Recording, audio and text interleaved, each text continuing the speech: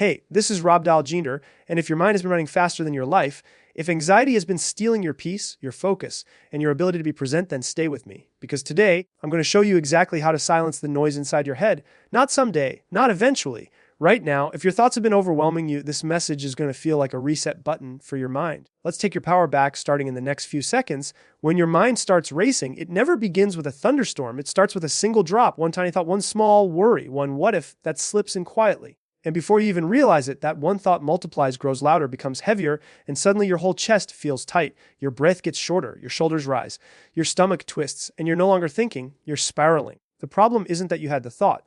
The problem is that you didn't catch it before it took the wheel. And this is where so many people lose their power, not because they're weak, not because they're flawed, but because no one ever taught them how to interrupt the spiral before it becomes a storm. You don't have to wait until anxiety reaches its peak. You don't have to sit there and let fear run laps in your brain. You don't have to be a prisoner to the thoughts that show up uninvited. You can break the loop the moment it begins. And when you learn how to do that consistently, you create a kind of internal strength that nothing can shake. It starts with awareness, catching the thought in real time instead of drowning in it later.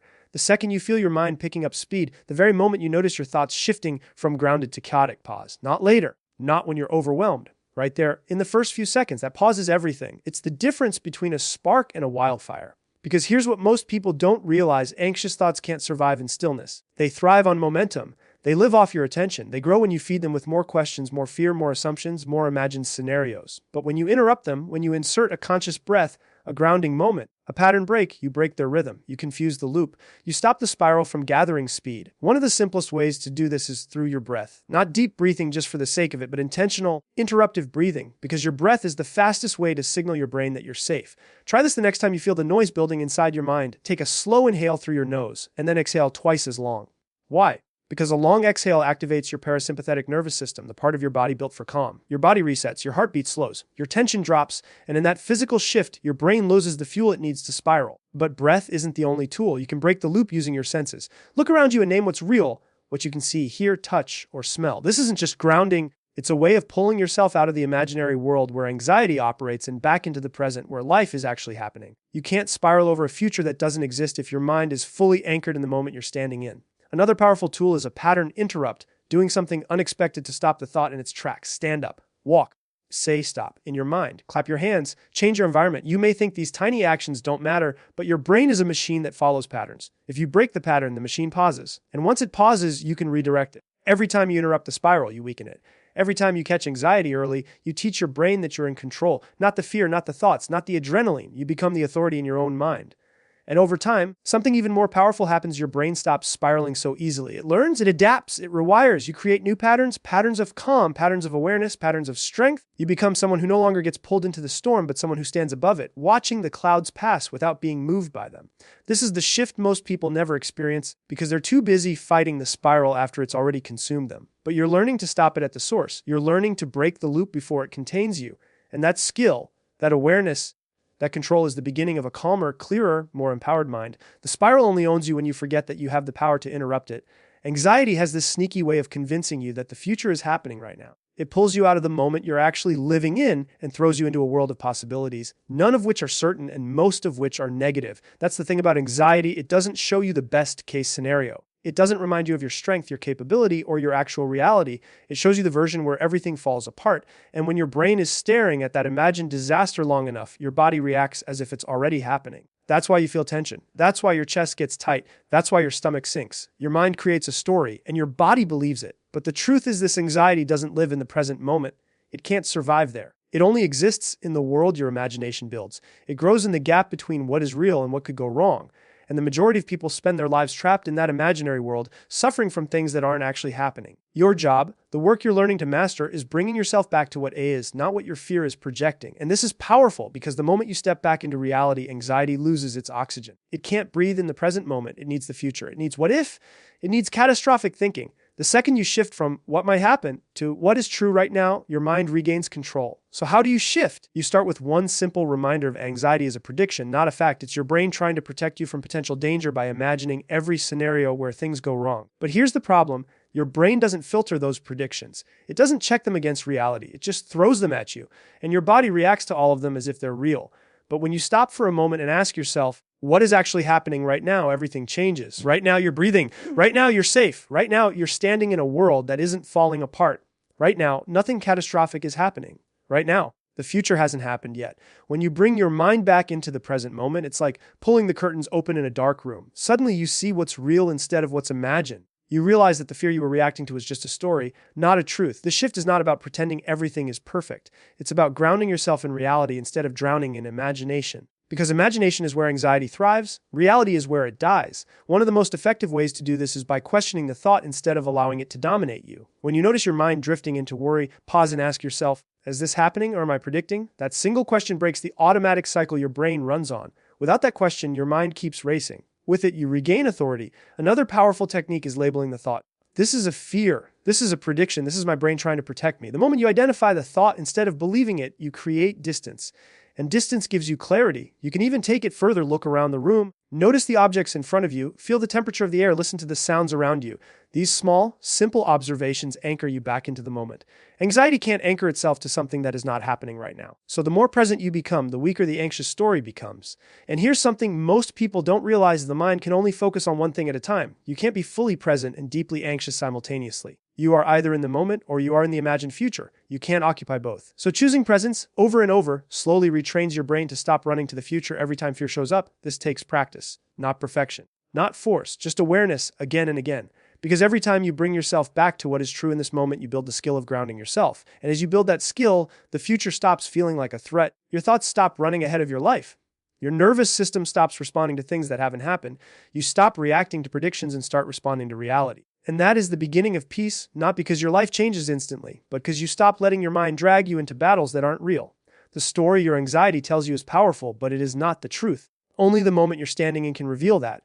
Your mind can't relax, your body is acting like it's in danger. And this is where most people get confused about anxiety. They try to calm their thoughts while their nervous system is still in full survival mode. It's like trying to slow down a car while your foot is still pressing the gas pedal. Your body is wired for protection first, logic second. When it senses a threat, real or imagined, it activates a physical response long before you even understand what you're feeling. That flutter in your chest, that tightness in your stomach, that pressure in your head, that restlessness in your hands, that's your body saying, I think something's wrong, even when nothing is wrong at all. So if you want your mind to quiet down, you can't start with the mind. You start with the body. You start with the one thing you always carry with you, the one thing you can always control: your breath. Your breath is the remote control for your nervous system. When you're anxious, you breathe fast. When you're calm, you breathe slow. Your brain notices the difference. It listens. When you inhale quickly and shallowly, your brain thinks you're preparing for danger. But when you slow your exhale, your brain gets a completely different message. We're safe. We're okay. We can relax now. That one shift can flip your entire system from fight or flight to calm and ground it in under a minute. Try this. Inhale slowly through your nose, hold for a moment, and then exhale twice as long. That extended exhale is the key. That is what activates the part of your nervous system designed for rest and safety. You don't have to believe it will work. Your biology will handle the rest. Your body knows the way back to calm if you give it the chance. But regulating your body isn't just about breath. It's also about grounding, literally reminding your nervous system where you are, what's real, and what's stable. When anxiety hits, it feels like your mind is floating somewhere above your life. Grounding pulls you back. Place your feet on the floor. Feel the weight of your body in the chair. Press your hands together. Touch something with texture. These small actions signal to your body, I'm here. I'm safe. This moment is real. Because the truth is, anxiety is not a thought problem, it's a regulation problem. Your thoughts only feel overwhelming because your body is already activated. Your mind isn't spinning because something is actually wrong. It's spinning because your system is stuck in high alert. Calm the system, and the thoughts lose intensity. Another powerful way to regulate your body is through movement. Anxiety builds energy inside your system, and if you don't release it, it becomes tension, shaking, restlessness, irritability. A short walk, stretching your neck, rolling your shoulders, or even changing your posture can immediately shift your state. Movement breaks the cycle. It tells your brain, we are not frozen. We are not trapped.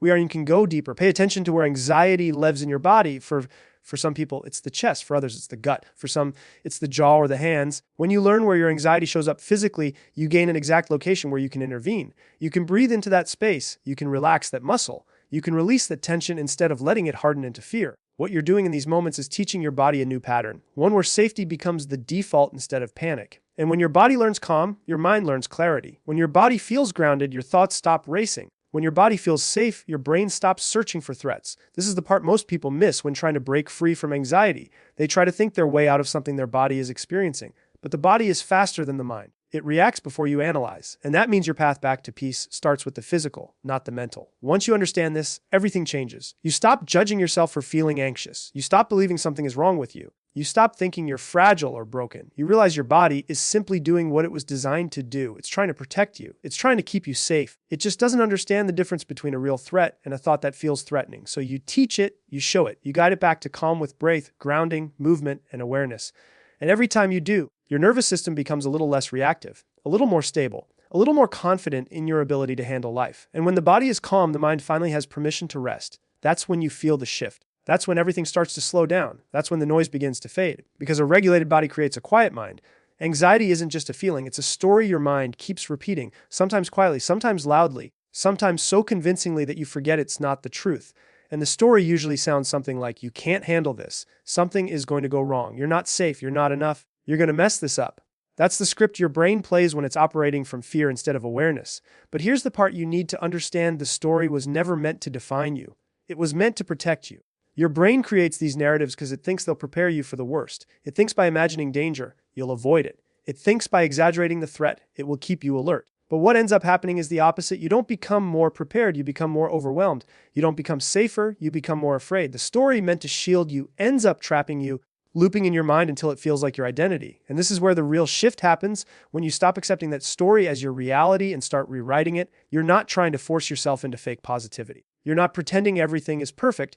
You're simply changing the meaning you attach to your thoughts, because the meaning is where the emotion lives. If you change the meaning, the emotion follows. For example, when a thought pops up, like, I can't handle this, most people believe it instantly. They don't question it.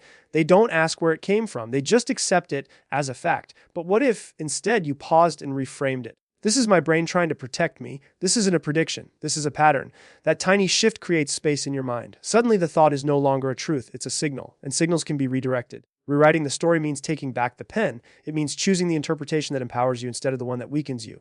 So when your mind says something bad is going to happen, you shift it to, my brain is preparing for danger, but I'm not in danger. When your mind says, I'm overwhelmed, you shift it to, my body is activated, but I can regulate this. When your mind says, I can't do this, you shift it to, I'm capable, and I've handled uncertainty before. You're not lying to yourself. You're telling the fuller story, the one your fear isn't showing you.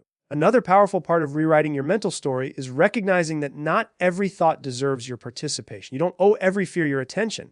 Thoughts are like clouds. They pass through. You don't have to build a home under each one. The moment you stop engaging with the fearful narrative, the narrative weakens. The moment you stop feeding it, it starves. And then there's identity, because anxiety isn't just about what you think, it's about who you believe you are. If you see yourself as someone who is fragile, anxious, nervous, or overwhelmed, then every challenge will reinforce that identity. But when you begin to see yourself differently, when you view yourself as someone strong, resilient, grounded, and capable, your brain adapts to that identity. You stop asking, why am I like this? And you start saying, this is who I'm becoming. The story you tell yourself becomes the way you show up in the world. So imagine the difference between walking into your day with the thought, I hope I can get through this, versus I have the tools to handle whatever shows up. One story creates anxiety. The other creates strength. You rewrite your story by choosing the second one again and again. And here's the part most people never realize: your brain is always listening.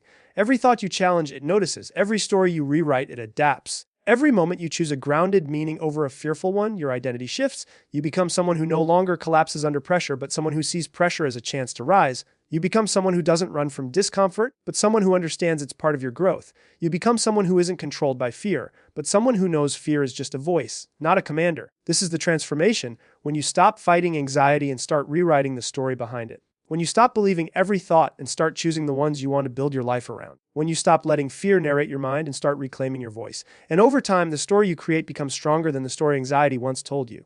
Because when you rewrite the story, you rewrite your power. Here is a powerful, seamless ace conclusion for the entire speech, matching the tone, emotion, and flow of the previous segments, spoken as if delivered live on stage, calm, grounded, and deeply transformative. When you put all of this together, something begins to shift inside you. You start realizing that your anxious mind isn't an enemy you need to conquer, but a pattern you're learning to understand.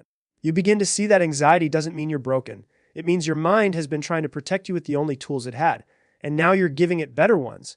You're learning how to interrupt the spiral before it takes control. You're learning how to pull yourself out of the imagined future and back into the moment you're standing in. You're learning how to calm your body so your mind can finally breathe. And you're learning how to rewrite the story that has been shaping your emotions, your thoughts, and your identity for far too long. And the more you do this, the more you practice, the more you pause, the more you breathe, The more you challenge the old story, the stronger you become. Not because the anxiety disappears overnight, but because you no longer collapse under it. You meet it with awareness, you meet it with clarity, you meet it with tools that actually work. This is how confidence is built. This is how peace is created. This is how your mind becomes a place you live in, not a place you try to escape from. And maybe the most important thing to remember is this: you're not trying to become someone who never feels anxious. You're becoming someone who knows exactly what to do when it shows up. Someone who can breathe through it. Someone who can ground themselves. Someone who can choose a different story. Someone who can create calm even in the middle of chaos. That is real strength. That is real transformation. And that is who you're becoming, one breath, one thought, one moment at a time. Because the power to quiet your mind has been inside you all along.